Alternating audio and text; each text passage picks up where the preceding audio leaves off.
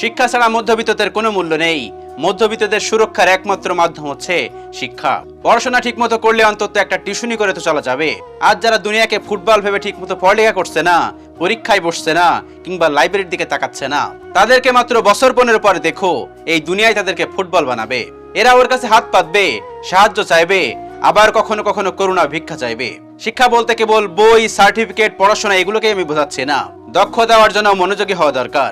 আগামীর পৃথিবী হবে দক্ষতা নির্ভর। সুতরাং জীবন জীবিকা নির্বাহ করার জন্য অবশ্যই একাধিক দক্ষ হতে হবে। ছাত্র জীবনে পড়াশোনা বাদ দিয়ে উৎসাহ উল্লাস করে বেড়ালে তার পরিণামে শেষে কষ্টভোগ করতেই হবে। উত্তরাধিকারের সূত্রে যদি টাটা বিল্লার সন্তান না হয়, তাহলে তাকে অবশ্যই পড়াশোনায় মনোযোগ দিতে হবে। আমার একটা লাইন আছে, কি জানো তো?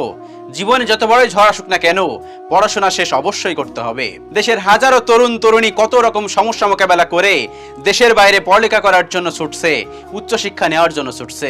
আজ যারা নামমাত্র পড়াশোনা করছে, তাদের দুর্দিন তারা নিশ্চয়ই দেখতে পারবে। কারণ কি জানো? এই যে সার্টিফিকেট একটা সময় গলার কাটা হবে, কারণ এই সার্টিফিকেট কোনো কাজে আসবে না। কাজে এই মধ্যবিত্ত থেকে উত্তরণের জন্য দক্ষ নির্ভর পড়াশোনা করতে হবে। বারবার বলি, পড়াশোনায় মনোযোগী হও, প্রতিদিন নিজেকে ছাড়িয়ে যাও।